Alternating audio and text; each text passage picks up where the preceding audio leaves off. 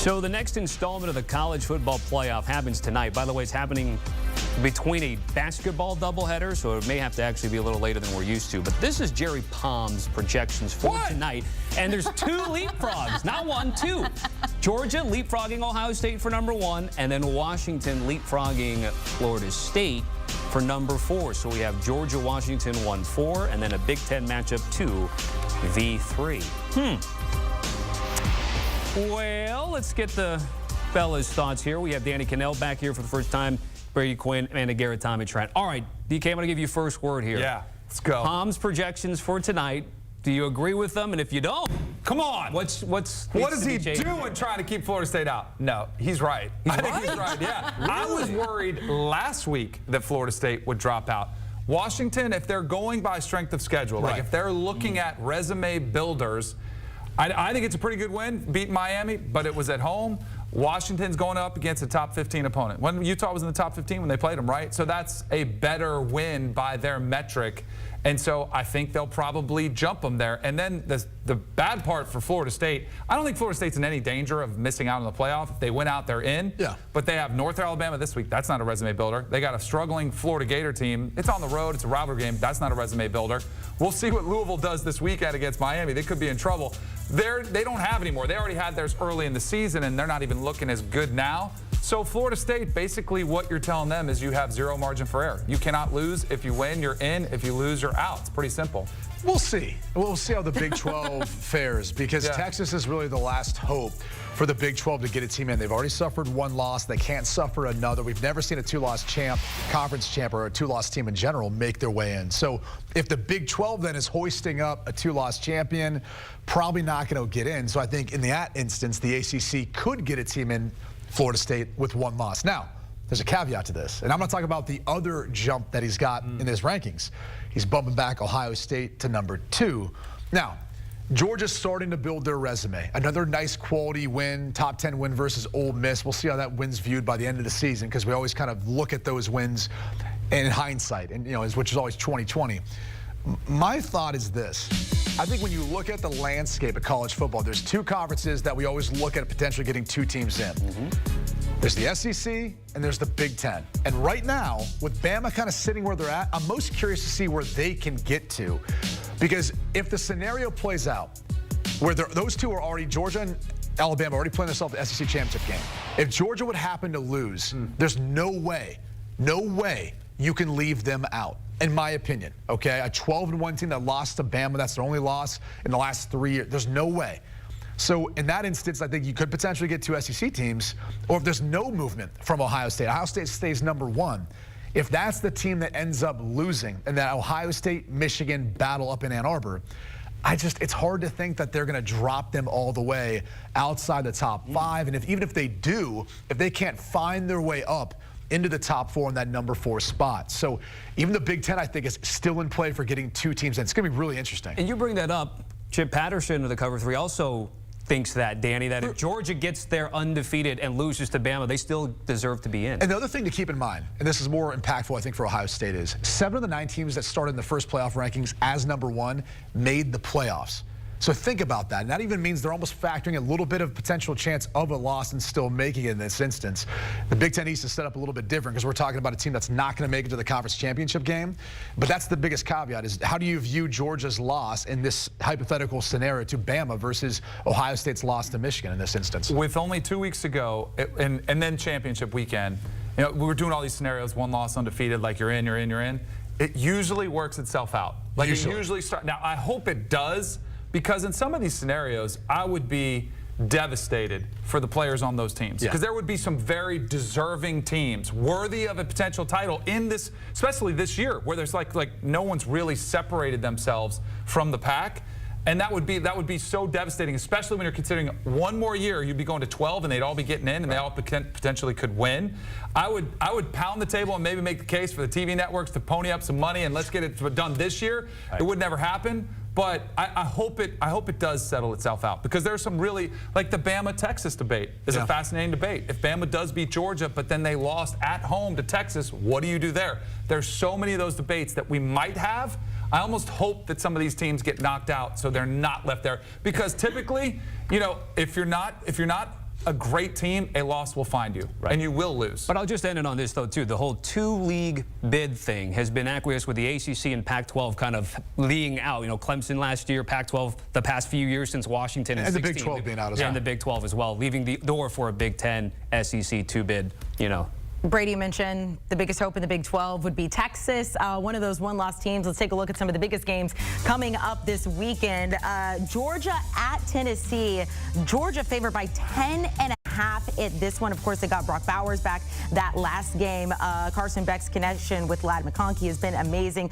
Utah 1.5 at Arizona, and then there's Washington at Oregon State. As Chip Patterson likes to say, things can get a little funky in Corvallis. Let's start, though, with Georgia at Tennessee. You guys are on opposite sides of this one. Brady, we'll start with you. Yeah, I'm just kind of curious where Tennessee's at. I mean, that was the largest margin of defeat under Josh Heupel last week versus Mizzou. I mean, they got their butts kicked. I know they come home, and look, I've played in Neyland Stadium. I've said this before. It's the loudest place I've ever played in. It's one of the toughest atmospheres to play in. I get all that. But this Georgia team seems like it's destined for something special, something that we haven't seen since the 1930s, trying to three-peat, all right? Carson Beck, we talk about Georgia's defense all the time. He's flying under the radar. He's throwing for over 300 yards per game, completing over 70% of his passes. You just mentioned Ladd McConkey's last 3 weeks caught for over 90 yards each of those affairs, and now we've got Brock Bowers back. I mean, this entire offense is operating as maybe at a higher clip than we saw in the previous two national championship years, and the defense hasn't allowed a team to score more than 21 points. So it's a big number. I hate that in a game, to me, that at least on paper, these are two really good football teams. But I'm going to lay the 10.5 points here. I'm really curious to see what the mental makeup is for Tennessee or Danny. This is probably one of my least favorite picks. It's totally the contrarian, like, are we going to get, like, because very rarely with some of these top teams, like, you see just a game that's sort of a one-off. And that's what I think it was with Tennessee. They got dusted. Missouri held the ball for 40 minutes. A little payback, too, after the previous 2 years, right? Yes, exactly. So, and maybe there was a little look-ahead aspect, too. I'm going to go by what Kirby Smart said after the game versus Auburn. Remember that game? They were on the ropes. They won by a touchdown on the road. And Kirby Smart, he got after the media because they were giving him a hard time. He said, it is hard to win in the SEC on the road. Now, home field, like, you got to keep the crowd in it. That's right. That's my big concern, is if Georgia just starts blowing them out and it's 17-3 early in the first quarter, which would not shock me, then all bets are off the table. But we have to make a pick before the game. I'm going to say they come out best effort, best foot forward. Maybe Georgia stumbles somewhat out of the gate. They can keep it close, but they better have a plan for Georgia's offense, because if they can't get off the field, they're going to find themselves exactly in the same boat they were, and that takes the crowd out of it too. If the other team's just driving down the field, it absolutely zaps the crowd. Does the spoiler effect still exist to you? Because I feel like nowadays, when you have a team that doesn't have a shot now winning a conference championship, doesn't have a shot at making it to the playoff, a lot of guys start, almost like the NFL when you have the playoffs, kind of thinking about yourselves. And so I worry about that. I worry about all these teams when you don't have that in your hand, in your sights moving forward. So it's just a different time in college football. And as much as it'd be amazing to be a part of the team that spoiled the win streak right now that Georgia has going on, I wonder how many of those players, especially guys with NFL aspirations, truly care about that at this moment. Our next game is a much shorter spread, but it has some interesting line movement. You have Washington, which many sportsbook opened up as a 2.5-point favorite at Oregon State. Now the Huskies and Kalen DeBoer catching 2.5 points. They're road underdogs with a chance to get to the CFP, Danny. Which side are you on? Laying it with the Beavers or trying to grab it with the Huskies here? So again, this is more of like the home team play. I'm going to go ahead and lay them with the Beavers here. Jonathan Smith, maybe one of the better coaching jobs we've seen. I think you're going to see a healthy dose of Damian Martinez. My big concern, we were just talking about Mizzou, what they did to Tennessee. That's the game plan. If they can get Adrian Martinez going and run the ball against a very suspect Washington defense, they have been a real problem. And I think it's going to be a physical game. And if they can control the clock, limit DJU's, exposure in the pass game, take your shots. I think he's played great when the protection's good and there's the wide open big plays down the field. I think that could work. But I'm going to say that Washington's defense finally does catch up and bites them with a loss here in Corvallis. You know, the last time there was an undefeated Pac-12 champion, the conference was called the Pac-10. was Oregon back in 2010. That's how long it's been. I mean, this conference has really had so much parity, and you see these stops like Corvallis, tough place to go win a game. When I saw this alignment, I was like, oh, I feel like I'm on the wrong side of this one. But I'm gonna take the 2.5 points here in Washington. Also, by the way, give credit to both head coaches. They both should be up for Coach of the Year. Kalen DeBoer and Jonathan Smith have done a phenomenal job. You did touch on something, though, with DJU. I'm taking the 2.5 points. I feel better about the over, and in part because of DJU. He hasn't thrown a pick in 5 games. He's actually accounted for 13 total touchdowns in that span without an interception. And on top of it, they've got some playmakers. You talked about the running game. And on the flip side, we know Penix is going to sling it around. But what about Dylan Johnson the past 2 weeks? They found balance. They found a rushing attack. I think this is going to be a high-scoring affair. I like the over best, but I'll take the 2.5 points. And I think it's a little bit of what you mentioned. When there's pressure sometimes, I feel like we've seen DJ Uiagalelei sometimes struggle, force some things. It could come down to whoever has the ball last ends up winning it, but I feel like we've seen Penix show up in those big moments. I think he shows up in this one, too, to not just cover the number, but also win. And he's still on that Heisman campaign with Bo Nix as the favorite now to win the Heisman. All right, Brady, Texas, one of those one-loss teams trying to make it into the playoff there at Iowa State. They're favored by 7.5 at this one. You saw them in person a couple weeks ago. What do you think about this game? Look, they're an impressive team when you see them up front. I mean, T'Vondre Sweat doesn't get talked about enough as far as being a top 10, top 15 pick. I mean, he is massive human being, and their defensive front is massive. And this is probably one of the better defensive battles we've seen in the Big 12 this year. You've got the best scoring defense in Texas going up against the best total defense in Iowa State. So my favorite play in this game is actually the under.